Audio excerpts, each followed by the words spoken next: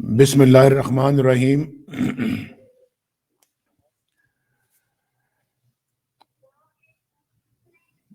جی بیچ میں خلل پڑ گیا تھا، میں دوبارہ اپنی تقریر کا آغاز کرتا ہوں۔ میں اس کانفرنس کے انعقاد پر محترمہ Asma Jahangir foundation, supreme court bar association, Pakistan bar council اور تمام منتظمین کو دل کی گہرائیوں سے میں مبارکباد پیش کرتا ہوں، اور اس کانفرنس میں شریک ملکی اور غیر ملکی مہمانوں کو بھی خوش آمدید کہتا ہوں۔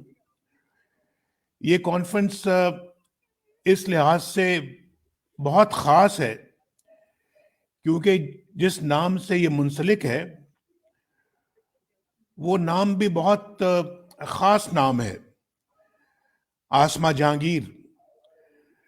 آسمہ جہانگیر صاحبہ اپنی جد و جہد، اپنی حق گوئی اور انصاف اور اصولوں کے لیے جس سوچ کی نمائندگی کرتی تھی، جس میں جمہوریت ہے، آئین اور شہری آزادیاں،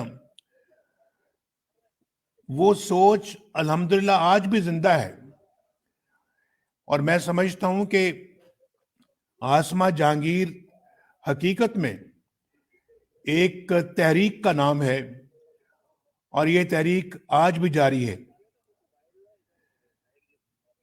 آپ سب خواتین و حضرات کی یہاں پر جو موجودگی ہے، یہ اس امر کا ثبوت ہے کہ یہ جد و جہد، یہ سوچ اور حق کی تلاش کی جستجو نہ تھمی ہے، نہ رکی ہے اور نہ رکے گی، بلکہ سچ تو یہ ہے کہ اس جد و جہد میں اللہ کے فضل و کرم سے ایک نیا جذبہ پیدا ہو رہا ہے۔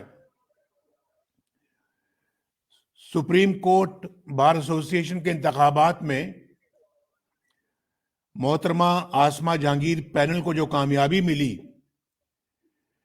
یہ بھی ایک دلیل ہے کہ آسمہ جہانگیر کی حق گوئی کا پرچم تھامنے والوں کی تعداد میں مزید اضافہ ہوا ہے۔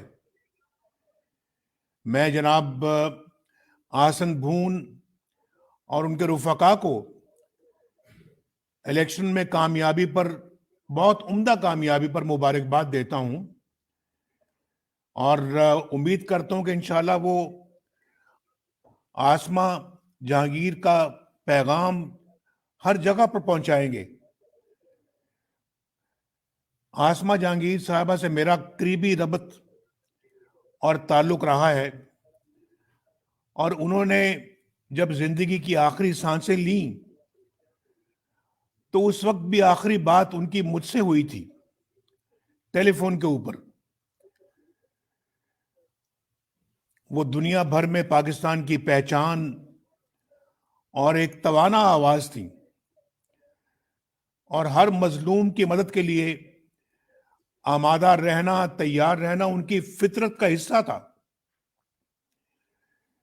کسی ظلم اور زیادتی کے خلاف پوری قوت سے ڈٹ جاتی تھی، اور میں اگر یہ کہوں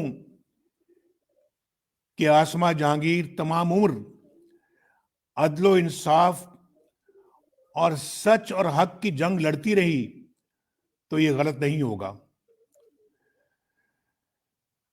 بلا خوف سچ کہنے والی بہادر خاتون تھیں۔ آمریت کے اندھیرے ہوں، آئین پر شب خون ہو، عدلیہ کی آزادی چھیننے کا کوئی وار ہو، یا پھر جمہوری حکومتیں یا عدلیہ اپنے آئینی کردار سے تجاوز کرے، آسمہ جہانگیر پوری قوت سے مقابلہ کیا کرتی تھی۔ آج موجودہ جبر اور گھٹن کے ماحول میں یقین مانیں کہ آسمہ جہانگیر کی بہت کمی محسوس ہو رہی ہے۔ خواتین و حضرات، میں وکلا برادری کو بھی خراج تحسین پیش کرتا ہوں کہ ملک میں آئین کی بالادستی کی بات ہو، قانون کی حکمرانی کا سوال ہو، عدلیہ کی آزادی کی جدوجہد ہو، اظہار رائے کی آزادی خطرے میں ہو، وکلا برادری ہراول دستہ بن کر میدان میں موجود رہی ہے۔ یہ بڑی خوشی کی بات ہے، اور آج جس دور سے ہم گزر رہے ہیں یہ انفارچونیٹلی تاریخ کا ایک فیصلہ کن موڑ ہے، جب سے خطرناک پہلو قوم میں مسلسل گہری ہوتی مایوسی اور کربناک بے بسی ہے۔ تاریخ گواہ ہے کہ جب قومیں مایوسی کی دلدل میں پھنستی اور دھنستی ہیں تو پھر اس قوم کے بقا کے سوال جنم لینا شروع ہو جاتے ہیں۔ اور آپ جیسے دانشور اچھی طرح جانتے ہیں کہ قوم کی مایوسی کس طرح تباہی اور بربادی کا باعث بنتی ہے۔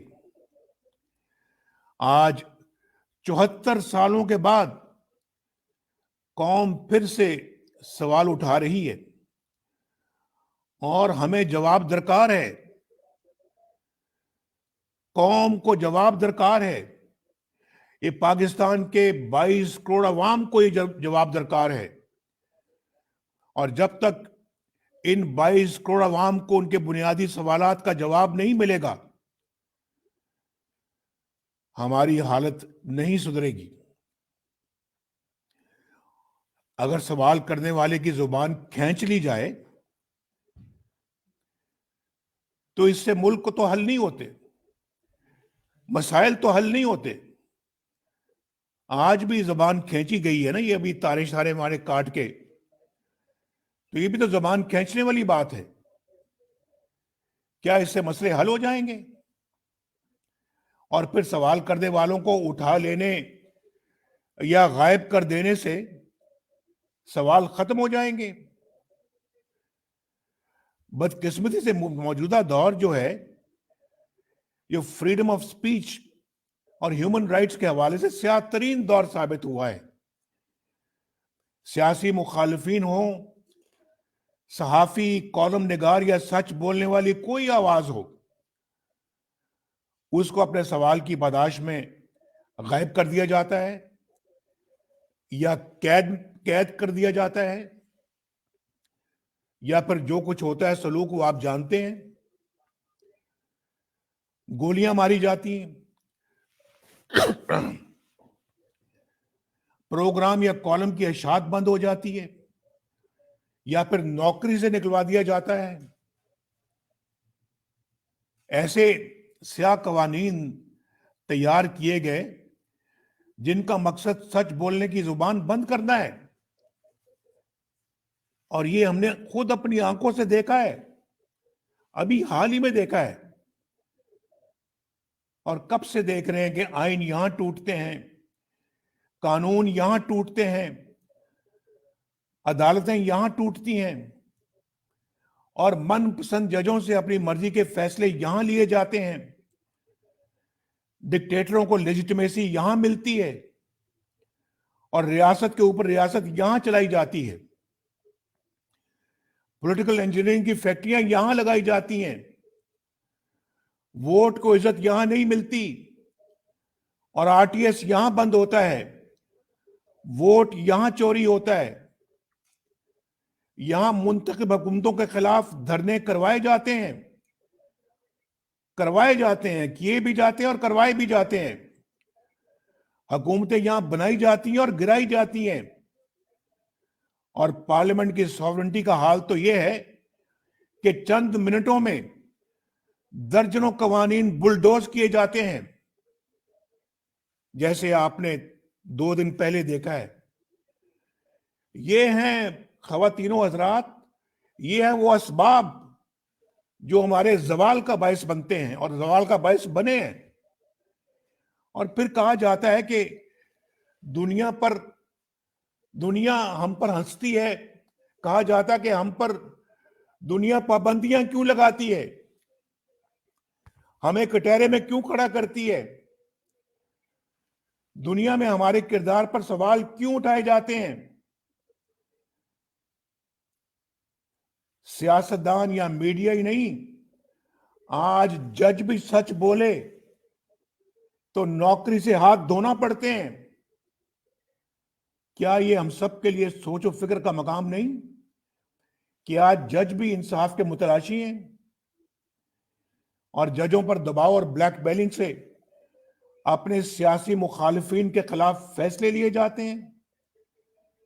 اخبارات میں شہ سرخیاں شائع ہو رہی ہیں کہ کیسے اعلیٰ عدلیہ کے جج ٹیلی فون کالز کے ذریعے سزائیں دلوانے اور پھر ضمانت نہ دینے کے حکم صادر کرتے ہیں۔ یہ آپ نے دیکھا اور سنا ہے۔ اور اگر انصاف کی کرسی پر بیٹھنے والے منصف ہی نا انصافی کریں گے تو پھر مجھے آپ بتائیں کہ معاشرہ کیوں کر اور ملک کیوں کر تباہ و برباد نہیں ہوگا؟ خدا نہ خواستہ۔ کیا اس ادارے اور انصاف کی کرسی پر بیٹھے منصفوں کو سوچنا نہیں چاہیے کہ پاکستان کی عدلیہ بین الاقوامی انصاف کے انڈیکس میں کہاں کھڑی ہے؟ کیا ہم نے مارشل لاؤں کو لیجیٹمائز نہیں کیا؟ کیا ہم نے فوجی ڈکٹیٹروں کے حکم پر پارلیمنٹ کو توڑنے کے بعد اسے کبھی بحال کیا؟ کیا ہماری عدالتوں نے فوجی ڈکٹیٹروں کو آئین میں ترمیم کی اجازت نہیں دی؟ یہ سب کچھ آپ کے سامنے ہوتا رہا ہے۔ میں کوئی ایسی بات نہیں کر رہا جس کو نہ ہم نے دیکھا ہو، نہ سنا ہو، نہ جانا ہو۔ آئین ہی ہمارے اداروں کی حدود کا تعین کرتا ہے اور ہمارے مسائل کے حل کی یہی چابی ہے۔ آئین نے لکیر کھینچ دی ہے کہ ذمہ داری کیا ہے اور اسے کسے نبھانا ہے، کس نے نبھانا ہے۔ اس سے بڑی بدنصیبی کی بات کیا ہوگی کہ اس ملک کے اندر ڈکٹیٹروں نے سرے عام کہا، یہاں تک کہہ دیا کہ آئین کاغذ کا ایک ٹکڑا ہے جسے ردی کی ٹوکری میں پھینک دیا جائے۔ یہ الفاظ ہیں، آپ نے بھی سنے ہیں، میں نے بھی سنے ہیں، ٹی وی پر بھی سنے ہیں، اخباروں میں بھی پڑھے ہیں۔ تو میرے معزز بہنوں اور بھائیوں، ہمیں بھی تو پھر اپنا محاسبہ کرنا ہوگا اور کہیں نہ کہیں سے تو شروعات کرنا ہوگی۔ کیا اس قوم کی قسمت میں یہی لکھ دیا گیا ہے کہ ہم نے دائروں کا سفر ہی جاری رکھنا ہے؟ 70 سالوں سے، 74 سالوں سے دائروں کا سفر شروع کیا ہوا ہے اور آج بھی جاری ہے۔ کیا ہم نے اندھے، گونگے یا بہرے ہیں، بہرے بن کے رہنا ہے؟ کیا ہم بھیڑ بکریاں ہیں کہ جن کو ہانک دیا جائے جس طرح مرضی؟ اب یہ معاملہ پاکستان کی بقا اور سلامتی کا ہے اور آئین پوری وضاحت سے بیان کرتا ہے، دو ٹوک بات کرتا ہے کہ مقدس وہی ہے جو آئین کی پاسداری کرے، اور جو آئین کی دیواریں پھلانگے وہ مقدس نہیں بلکہ آئین کا مجرم ہے، ملک کا غدار ہے، آئین کا غدار ہے۔ اور اگر آج ہم نے وقت کی پکار نہ سنی اور اپنی اصلاح نہ کی تو ہمارا مستقبل بہت تاریک ہو سکتا ہے۔ پہلے ہی ہماری قوم بہت حادثات کا شکار ہو چکی ہے۔ اس قوم اور ملک کی بقا کے ساتھ گھناؤنا کھیل اب ختم ہونا چاہیے، بند ہونا چاہیے۔